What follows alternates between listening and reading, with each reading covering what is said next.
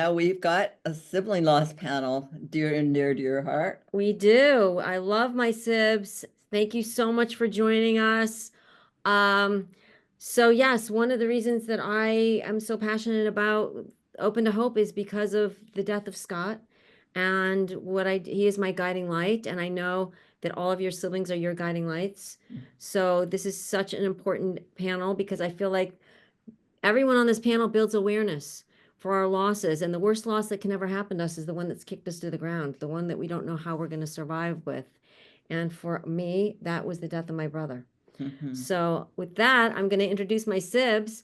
I'm not sure if one of them is going to join us. Oh, there she is. Hi, Elizabeth. I wasn't sure. Uh, hello, everybody. Okay, let me introduce everybody. I've known all of you for 20 and some more than that years for a long, long time. You are my siblings.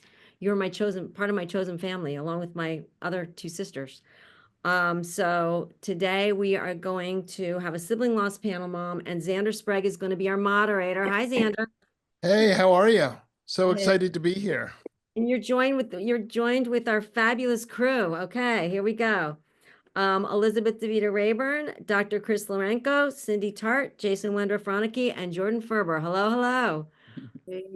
I'll give you all a quick intro, and if you want to add anything else while you're speaking, go for it, because we want to get all the sibling resources out there. You all know this in big ways so that the siblings do not feel alone, and I know you all are part of doing that. So let me start with Zander. Zander Sprague is a licensed professional clinical counselor.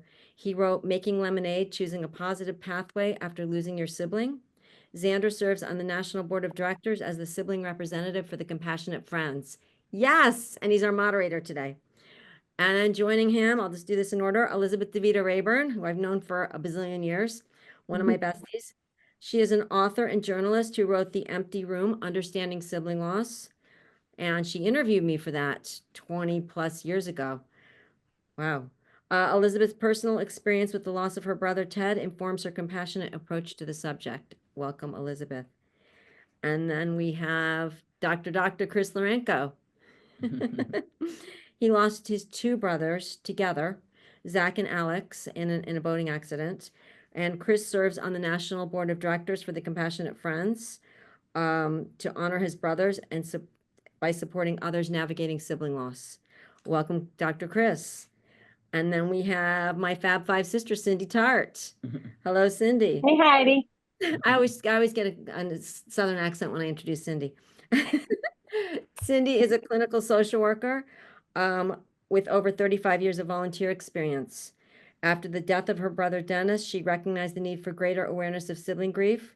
She has worked with the Compassionate Friends as a workshop presenter and a board member for the Compassionate Friends. Welcome, Cindy. Next, we have Jason Wendroff-Rawnicki.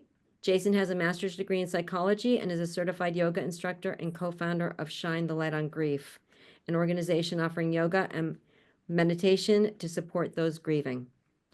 And then last but not least, Jordan Ferber. Boy. Hey, Jordan. He's our comedian. He keeps us laughing, Waka.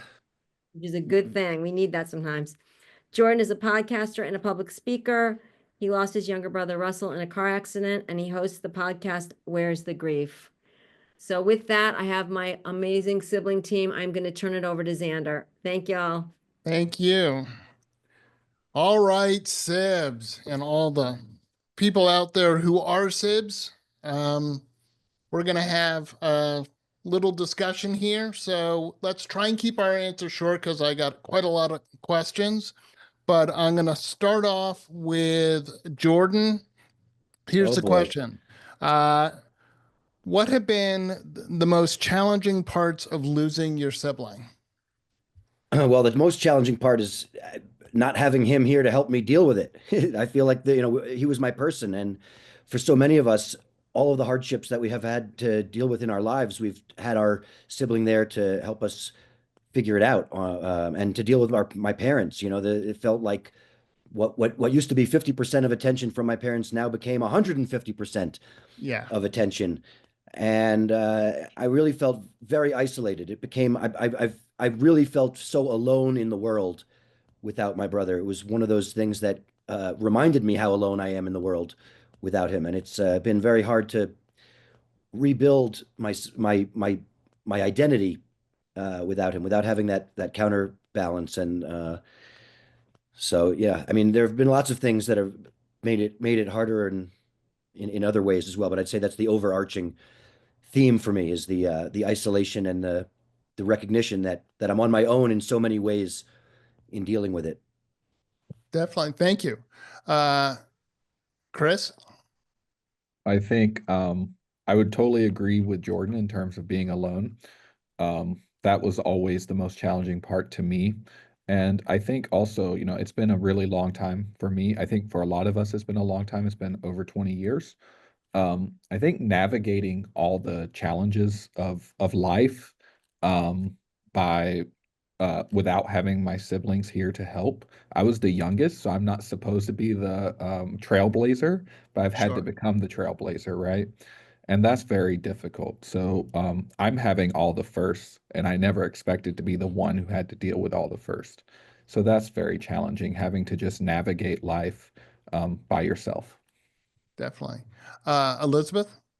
I resonate with everything everybody is saying. And again, it's been a very long time. My brother died in 1980. I think initially I was 14 when he passed, that the isolation, the not knowing that this had happened to anybody else, and this sort of masquerading my way through life, pretending to be like other people and not expressing this, not even knowing it was my loss because of the whole sibling loss thing of it not being acknowledged as a loss.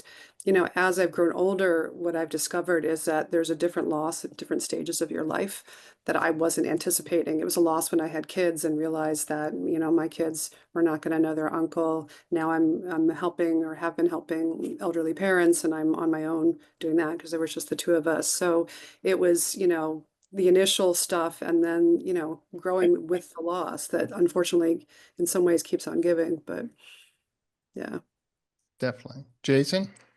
For me, it was this really confusing dynamic, especially in the beginning, where my parents were very overbearing, where they would want to know and text me, and I needed to let them know every single minute of every single day. Yet they were also absent at the same time, where I was the only living child and they almost forgot about me because they were so overly consumed with my sister Lauren's death that they forgot that I'm still alive and I still have a life that I'm living and successes that I'm going through and challenges and all these kinds of things. And it took a very long time for them to even acknowledge that I was still having my own experience, even though they were having theirs. Definitely. Cindy? So I think in the first 3 years or so after my brother died, I think I, as the oldest, kind of the opposite of Chris, I tried to hold the family together, both parents, my other surviving sibling, and then the grief hit me like a ton of bricks about 3 years into it. And then now at the same time, I can agree with Elizabeth, because raising your parents is not fun without your sibling here. Yeah, absolutely. Yeah, and I would just quickly say that, one of the most challenging parts, we've all said it, but it's those major life milestones that I know I personally expected Lucy to be there for. And, graduations, children's, all of these things, and she's not there. So, all righty, moving along. This is a big one, guys. How do you deal with the lack of validation of your grief by the world? Something I think we all know, and part of the reason we love our TCF Sibs so hard. So I'm going to start off with Jason. Yeah, so the first thing that comes to my mind when you ask that question is the fact that we're here right now and telling our stories. That's one way in which I most recently have come to terms with that, that if we're not, if society is not going to validate our grief, then we better be doing it within our own community. And so it got me much more vocal about telling my story and getting out there on different podcasts and different other platforms and sharing my story so that other people can not feel less alone. And in fact, it's kind of what also prompted the Sibling online program that we've been kind of doing for I can't believe it's been like 6 years, but yeah, it's crazy. But that's what was the impetus, because if we can't, we have to be able to support each other. Yeah. Hey, Jordan, how about you? Well, yeah, I feel like I've gotten to a point where I've gotten really good at normalizing the way that I talk about my grief and about my brother, so that it's not like if somebody is uncomfortable with me talking about it, that's a problem for them. But I try to make it to be like a teachable moment when people don't acknowledge it. I remember the first book that I read on grief was from a bereaved sibling, and the woman who wrote it would take a bus into the city every day, waiting for somebody to strike up small talk with her so that she could unload her grief on them. People would say, "Oh, what a nice day it is." And she would say, "Oh, really? I just lost my son in a car accident. What's nice about today?" She would do that 20, 30 times a day, just ruining people's days left and right. And I laughed so much at that because I understood it so much. Like, you want to shake people to, it's not even just about the unacknowledgement of our grief, but in grief in general, people are so uncomfortable. And as siblings, I think we bend over backwards so much to make people more comfortable or not more uncomfortable with our situation, that we don't want to make it weird. We don't want to create drama. Our parents are going through a thing. Like we almost voluntarily sit in the corner with our feelings. So, I find that being able to talk about it in a way that makes people more understanding and realize that it's a universal experience, and that it feels good to be able to talk about our sibling. Like, it's not always about the sadness and about the missing them. It's being able to share the stories about them that I think is the most important. And I think that's always the way that I get over it. It's like, people don't get that grief isn't a lifelong experience. I'm going to miss him for the rest of my life. I'm going to love him for the rest of my life. There's no reason why I wouldn't be able to talk about him for the rest of my life. Absolutely. How about you, Cindy?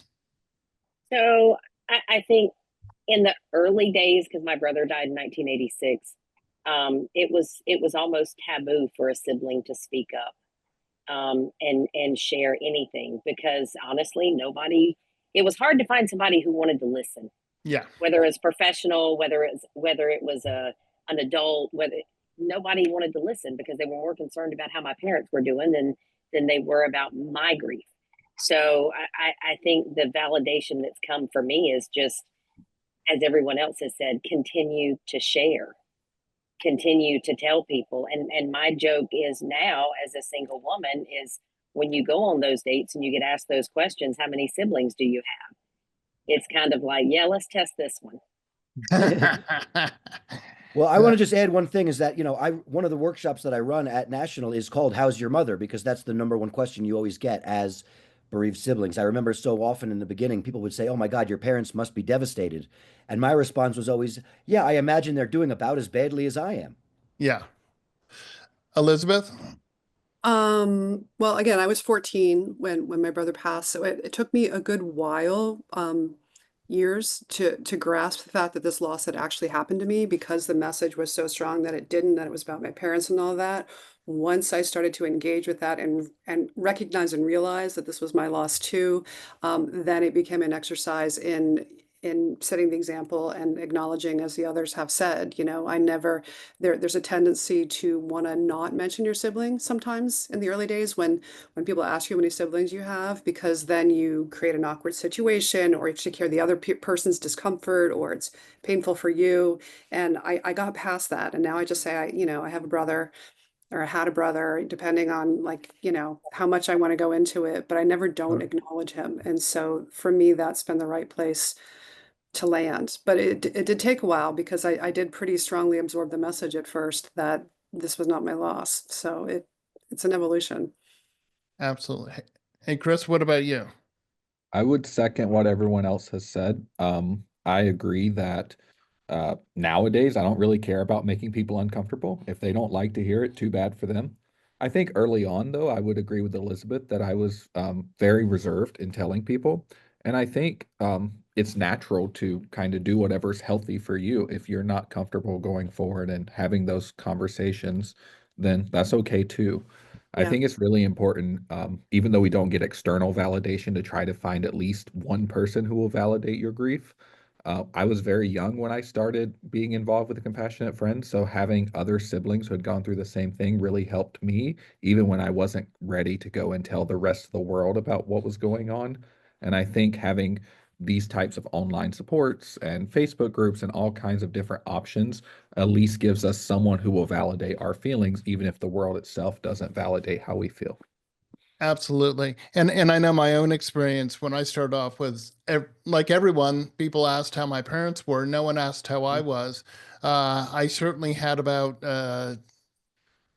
year and a half, 2 years where I thought my loss was less significant than my parents, but I came to the realization that it is indeed just as significant. It's different, but equally as significant. And it took me 19 years to find TCF, and I must admit I'm a little bitter that I missed out on so many awesome years with my sibs, but so happy that I found my chosen family and that I can get that validation, because I think for lots of people who've lost a sibling, it has a profound effect on them, and it in many different ways, and sadly, some of them not as positive. So. Xander, before we just kind of go, I want to just address a little point that Chris said is about it's sometimes, especially when you're new to grief, it takes practice to talk about your sibling and about how they passed. And in the introductions to our online meetings, that's what it's all about. It's trying out different languaging. Is it my sister or my brother, is or was, like the past, present? Mhm. And for each one of us, it's so different. And so having, it sounds ridiculous, but we kind of need to practice how we want to talk about it. And it's good to do it in a safe environment before like unleashing it on the public, I Yeah, agree. Absolutely. Yeah. very hard to find the vocabulary that we need to talk about it in a way that doesn't feel like an emotional landmine for us, you know? Absolutely. Okay, and our next question is, do you ever have conversations with your deceased sibling? And if so, what do you talk to them about? Cindy, I'll start off with you. So my brother, his name is Dennis. So you can only imagine he fit the description of Dennis the Menace. So my favorite conversation is when he was alive, he would love to put bugs, insects in my bed, just the typical little brother annoying. So now if a bug or an insect finds its way into my home, immediately out of my mouth, I'll say, Dennis. And my family knows there's a bug or there's an insect. That's one of the ways I talk to him. That's good. How about you, Chris? I do not. I'm not a religious person, so to me, like I don't see, I don't really get anything from talking to them. I do like to think about kind of what their lives would have looked like if they were still here, Mhm. and think about that kind of thing. So that's kind of a way of keeping the memory alive. I do not talk to them. That's fine. Hmm. How about Elizabeth? Here and there sometimes, like my mother passed last year too. So, I'll see a daisy pop up or a schnauzer and I'm like, hi mom. I just think it as a nod, a hello. I kind of have a lot of beliefs about the presence of energy from the other side being with us here. So I tend to take things as little messages, but I don't have in-depth conversations. Sometimes if I visit his grave, I'll chat with him. I'll do like an update, but I wouldn't say it's a regular conversation. Totally fine. How about you, Jordan? I talk to Russell all the time, although, I mean, I also talk to myself with frequency. So really, it's just a great narrative device to make me sound, make me feel a little less crazy about it, I guess. But I talk to Russell all the time. I'm actually about to go skiing today. I'm going to be skiing all this week. I talk to Russell a lot when I'm skiing. I talk to him when I'm having a good moment, or I talk to him when I'm in strife, like, oh, what a pickle we've gotten ourselves into here, Russell, that kind of thing. But I do talk to him quite a bit when I don't expect anything back. I feel like sometimes I hear him in my ear, laughing at me. And those are moments that I talk to him a lot, like, I know, yeah, I hear it. I get it. Those kinds of moments can be fun to laugh at myself about and just, be able to have a little bit of extra self-awareness about what my process is like. And I have often told people, though, back in the day, it's nice to have headphones that have Bluetooth in it, so nobody thinks you're actually talking to yourself. Exactly. Very easy to about make you, people Jason? believe there is actually someone you're talking to. Right. So actually, in the early stages of my grief, I did have actually a formal practice where I would sit down and I'd close my eyes and imagine like kind of like a park bench and the two of us sitting on the park bench and connecting. And it was a really important part to keep her still alive in my world. And I would fill her in.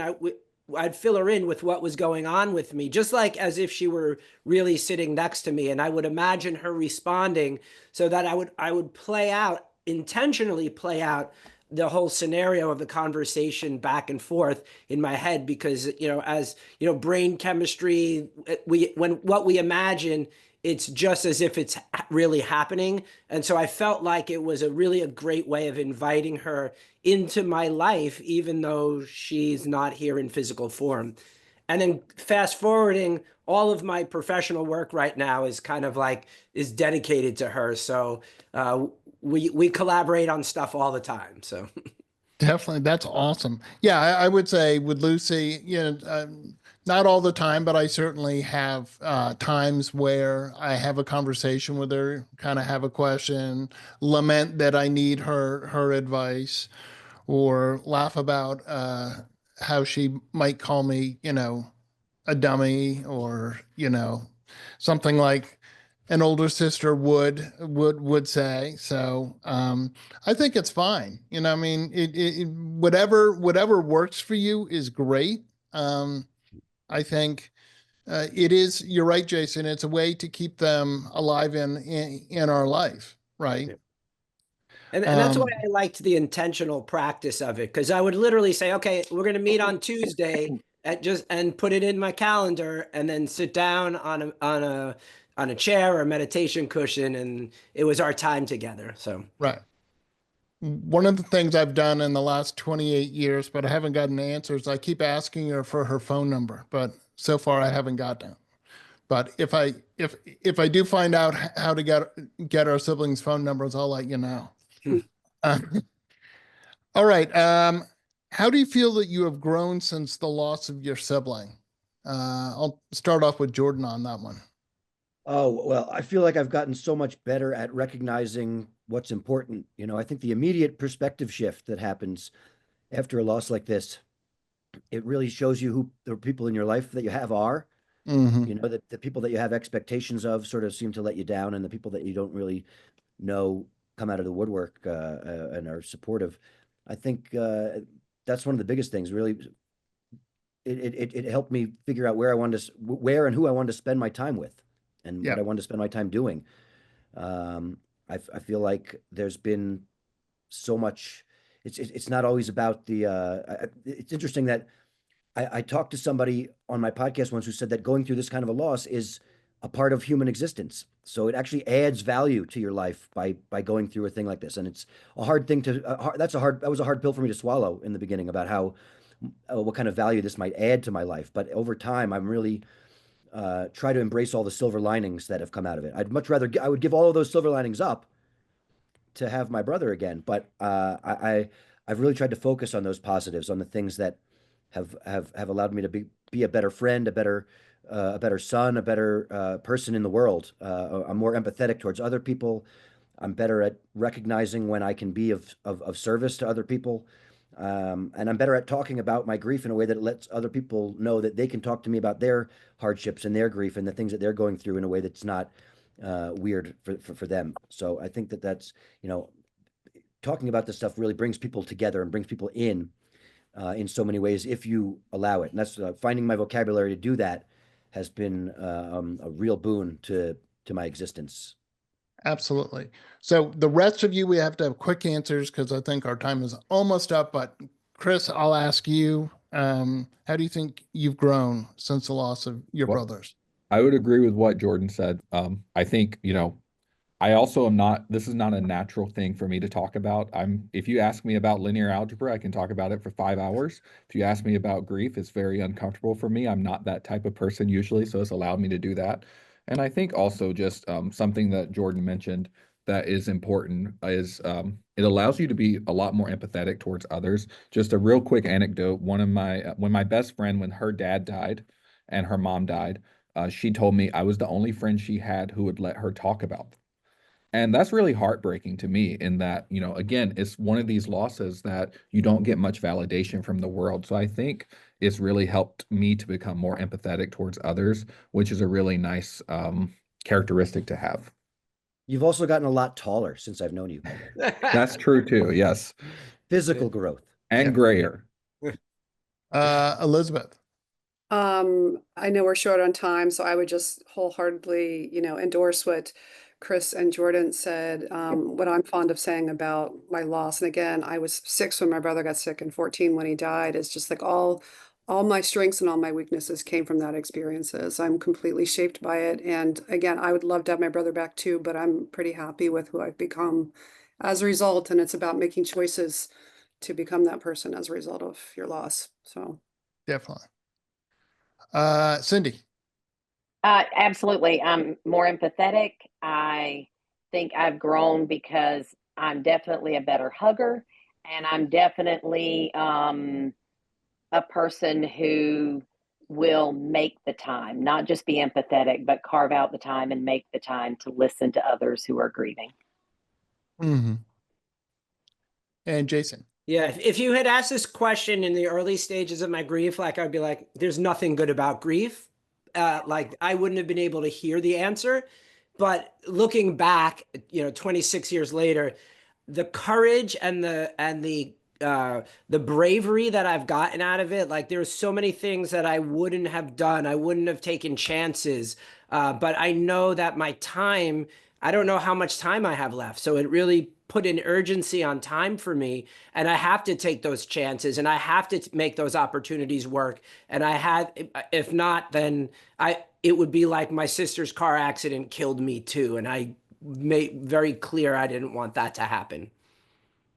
Definitely. And for me, I mean, ways that I've grown, things I never thought I'd do. Write a book. I've written 3 books, serve on a board of a organization that represents grief. Try and be a thought leader in the sibling loss community. I mean, I like to say that I'm just a little busier because I'm doing some work for Lucy every day, but it's so rewarding. And, I think one of the big things I learned is that when we lose someone, be it a sibling, a child, a grandchild, a parent, celebrate the rainbow that is their life every day. I've learned that it helped me to help others, to know I'm not the only one, put one foot in front of the other, find a life. Adding hope to the darkness, you start on the trip to recovery. Reach deep down inside and say, I am going to live on. We laugh, we cry, and remember. Hope without action doesn't work. Hope with action can change the world. We always say, if you've lost hope, please lean on ours.